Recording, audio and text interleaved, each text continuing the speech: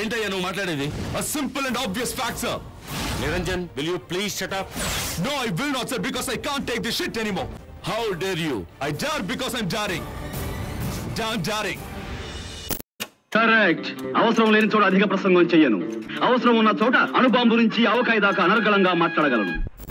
Hello everyone, welcome to Hemanth Raj film project. I know it sounds a bit weird. ఈ పదం నాకు ఇంకా అలవాటు కాలేదు. అలవాటు అయ్యేదాకా మనకి ఆక్వర్డ్నెస్ తప్పదు. So let it be. First of all, before starting off, I'd like to thank each and every person who gave their support for my first video. Views oka 900 and subscribers kuda oka 300 change vachai. I know it's a very small number, but still it means a lot for me. Meere nenu inka videos cheyadaniki inka motivation istunnaru. I thank you so much for that. It means a lot. And channel ki kottaga vachina vallaithe please like, share and subscribe to this channel. Intro ఆపేసి topic లోకి వెళ్ళిపోదాం. We are talking about anamorphic lenses versus spherical lenses. Coming to lenses, నేను already నా పాత ఛానల్లో ఒక video చేశాను, let's talk about lenses అని. ఒకవేళ ఆ వీడియో ఇంకా చూడకపోతే చూసేయండి. Putting it simple, a lens is something that focuses light on your camera censor. మనం ఒక ఫోటో క్యాప్చర్ చేసినా, ఒక వీడియో షూట్ చేసినా, దాని overall framing, depth of field, distortion, overall look అనేది లెన్స్ మీదే ఆధారపడి ఉంటుంది. ప్రైమరీలీ లెన్సెస్ అనేవి 2 types ఉంటాయి, anamorphic lenses, spherical lenses. ముందుగా anamorphic lenses గురించి మాట్లాడుకుందాం. ఐఎమ్ షూర్ మీరు ఈ వర్డ్ ఫస్ట్ టైం వినింది మాత్రం. బేసిక్ ఒక anamorphic లెన్స్తో మీరు షూట్ చేసేటప్పుడు మీరు క్రియేట్ చేసే ఇమేజ్ ఆర్ మీరు షూట్ చేసే వీడియో బేసిక్గా అది హారిజాంటల్గా కంప్రెస్ చేసి తీసుకుంటుంది. దాన్ని మీరు పోస్ట్ ప్రొడక్షన్లో డీస్క్వీజ్ చేసి నార్మల్ చేయాలి to get a cinematic wide screen and aspect ratio. అది షూట్ చేయడంతోనే ఒక ఇమేజ్ హారిజాంటల్ గా కంప్రెస్ అయ్యి రికార్డ్ అవుతుంది. దాన్ని మీరు పోస్ట్ ప్రొడక్షన్ లో నార్మల్ చేయాలి, అంటే డీస్క్వీజ్ చేయాలి. ఈ anamorphic లెన్స్ తో షూట్ చేసిన తర్వాత ఏంట్రా ఉపయోగం అని మీరు అడిగితే, I can say you can get more cinematic visuals, more depth and ఇంకా వైడర్ ఫీల్డ్ ఆఫ్ వ్యూ దొరుకుతుంది. But what makes it really unique and special అని అడిగితే, I would say 3 important characteristics. Firstly the horizontal lens flare. మీరు కావాలంటే compare చేసి చూసుకోవచ్చు ఒకే visual spherical lens లో anamorphic లెన్స్ లో షూట్ చేస్తే ఎలా ఉంటుందని. స్పెరికల్ లెన్స్ లో లైట్ అనేది నార్మల్ గానే పడుతుంది. It is in its own form, this nothing special or new about it. But coming to anamorphic lenses, lens మీద లైట్ పడేటప్పుడు ఒక హారిజాంటల్ లైన్ అనేది క్రియేట్ అవుతుంది. That's called a lens flare. And the second characteristic is oval bokeh. Obviously, by the name of it, you'll be knowing that oval is the shape. But bokeh ante the aesthetic quality of your out of focus area in your image. Particularly the way background lights and objects are rendered when out of focus. Normal గా మనం spherical lenses తో shoot చేసినప్పుడు bouquet అనేది round గా ఉంటుంది. వెనకాల frame లో పడే లైట్స్ అన్ని రౌండ్ గా బ్లర్డ్ లో ఉంటాయి. బికాస్ లెన్స్ ఎలిమెంట్స్ అనేవి సర్క్యులర్ లో ఉంటాయి కాబట్టి వెనకాల బ్లర్ ఇమేజ్ లో కనపడే బ్యాక్గ్రౌండ్ ఆబ్జెక్ట్స్ గానీ లైట్స్ గానీ డీఫోకస్ చేసినవన్నీ రౌండ్ గా కనిపిస్తాయి. But when it comes to anamorphic lenses, background లో ఉండే లైట్స్ గానీ ఆబ్జెక్ట్స్ గానీ ఓవల్ షేప్ లో మారిపోతాయి. anamorphic lenses తో క్యాప్చర్ చేసిన ఏ ఇమేజ్ అయినా, షూట్ చేసిన ఏ వీడియో అయినా, ఫస్ట్లీ ఆ ఇమేజ్ అంతా హారిజాంటల్ గా కంప్రెస్ అవుతుందని చెప్పాను కదా. కంప్రెస్ అయ్యేటప్పుడు బ్యాక్గ్రౌండ్ లో ఎలాంటి లైట్ సోర్స్ ఉన్నా, సర్క్యులర్ లైట్ సోర్సెస్ ఉన్నా కూడా అవి వర్టికల్ ఓవల్స్ లానే రికార్డ్ అవుతాయి. మనం తర్వాత ఆ ఫుటేజ్ ని డీస్క్వీజ్ చేసినప్పుడు the out of focus area, I mean the bouquet, it is stretched vertically. వెనకాల ఉండే light sources, the lights, everything becomes vertical and oval shaped. ఈ ఫీచర్ వల్ల మీరు anamorphic లెన్స్ తో షూట్ చేసిన ఏ ఇమేజ్ అయినా కూడా చాలా డ్రీమీగా ఒక స్టైలిష్ లుక్ అనేది తీసుకొస్తుంది. అండ్ సబ్ కాన్షియస్ గా మీకు ఇది ఒక సినిమాటిక్ ఫీల్ అనేది క్రియేట్ అవుతుంది. anamorphic లెన్స్ లో ఉండే సిలిండ్రికల్ ఎలిమెంట్స్ వల్ల ఇమేజ్ కంప్రెస్ అవుతుంది హారిజాంటల్ గా. అండ్ దాని వల్లే లైట్ అనేది హారిజాంటల్ గా బెండ్ అవుతుంది. అవుట్ ఆఫ్ ఫోకస్ ఏరియా అంటే మన బొకే అంతా వర్టికల్ లో ఉంటుంది. క్రియేటివ్ గా ఈ ఓవెల్ బొకే వల్ల నీ సీన్ కి ఏమైనా అడ్వాంటేజ్ ఉంది అంటే, it starts to feel more subjective. Like it makes you feel your inside the characters head. దాంతో పాటు విజువల్ గా ఒక డెప్త్ అనేది క్రియేట్ అవుతుంది. Coming back to spherical lenses, వెనకాల బొకే అంతా అది out of focus area is simple and just బ్లరీ.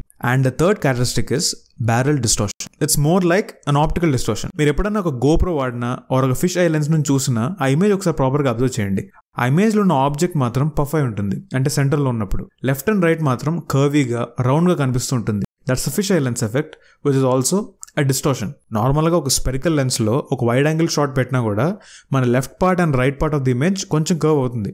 But in anamorphic lens ఇంకా అవుతుంది. మీరు ఒక anamorphic లెన్స్ తో షూట్ చేసిన ఒక ఇమేజ్ ని ప్రాపర్ గా అబ్జర్వ్ చేయండి. ఆ ఇమేజ్ సెంటర్ నార్మల్ గానే ఉంటుంది, కానీ బ్యాక్గ్రౌండ్ లో ఉన్న left part and right part కొంచెం కర్వ్డ్ ఉంటుంది. అంటే it just bows outward. Any straight line in the background, it can be doors or a painting or a window, any straight line అనేది curved గానే కనిపిస్తుంది. The image is more like in the shape of a barrel. దాన్ని barrel distortion అంటారు. మన కథలో ఉన్న scenes ని డ్రీమీగా, cinematic గా, ఒక సెన్స్ ఆఫ్ డిసోరియంటేషన్ ని చూపించడానికి ఈ ఫీచర్ వాడుతూ ఉంటాం. చాలా మంది ఫిల్మ్ మేకర్స్ కి ఈ పర్టికులర్ ఫీచర్ బ్యారల్ డిస్టార్షన్ మీద పోలరైజింగ్ ఒపీనియన్స్ ఉన్నాయి. కొంతమందిది అన్వాంటెడ్ లెన్స్ ఫీచర్ అనుకుంటారు, ఇంకో పక్క wow what an artistic element అని కూడా అనుకుంటారు. ఎవడి ఒపీనియన్ ఆడిది ఎవడి కాంటెక్స్ట్ ఆడుకుంటుంది. కొంతమంది ఫిల్మ్ మేకర్స్కి ఈ ఆప్షన్ అనేది నచ్చదు.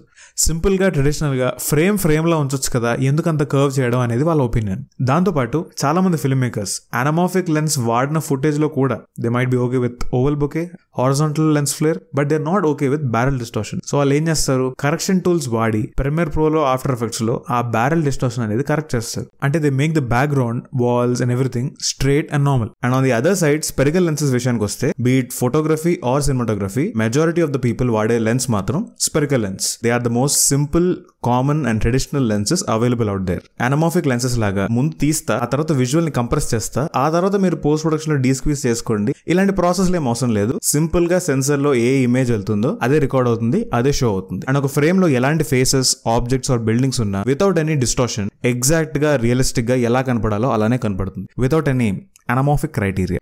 Any image that is taken through a spherical lens, it's more focused. It offers more depth of field at the same aperture. ఇంకా రియలిస్టిక్ ఫీల్ అనేది ఇస్తుంది. ఒక క్లీన్ అన్డిస్టార్టెడ్ విజువల్ అనేది మీకు క్రియేట్ అవుతుంది. మీరు అబ్జర్వ్ చేస్తే ఇమేజ్ షార్ప్నెస్ కూడా డిఫర్ అవుతూ వస్తుంది. స్పెరికల్ లెన్స్ లో ఉన్న క్యారెక్టర్స్ ఒకసారి చూడండి, ఎడ్జెస్ అన్ని చాలా షార్ప్ గా ఉంటాయి. They have really good borders. But coming to anamorphic lens, ఆ ఫ్రేమ్ లో ఉన్న క్యారెక్టర్ బార్డర్ అండ్ కార్నర్స్ చూడండి, they all have softer edges.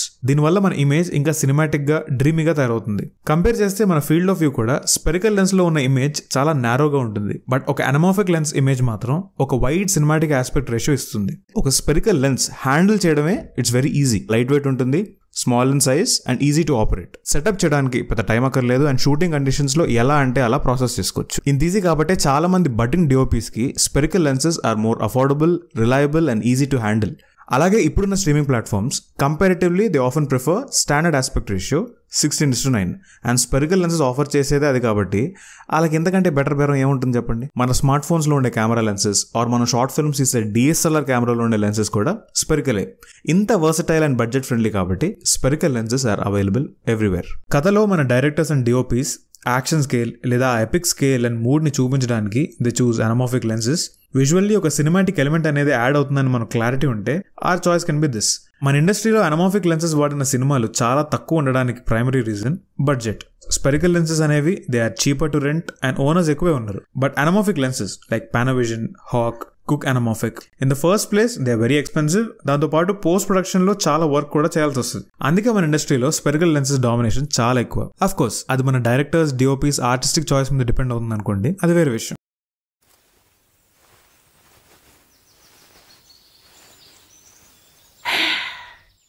ఈ వీడియోలోని ఇన్ఫర్మేషన్ అంతా మీకు ఏదో విధంగా ఫ్యూచర్లో ఉపయోగపడాలని మనస్ఫూర్తిగా కోరుకుంటున్నాను. రేపు పొద్దున నా సినిమా రిలీజ్ అయ్యాక ఎక్కడో నేను ఫిల్మ్ నగర్లో కనపడితే మాస్టారు మీది అనమార్ఫిక్ లెన్స్ హే అని అండం మాత్రం మర్చిపోకండి. ఎలా మర్చిపోతాం సార్?